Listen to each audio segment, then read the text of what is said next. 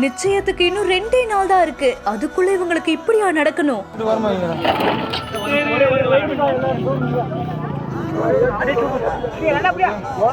ஆசையா பல கனவுகளோடு இருந்த பெண்ணுக்கு வாகன ரூபத்தில் வந்த யமன்.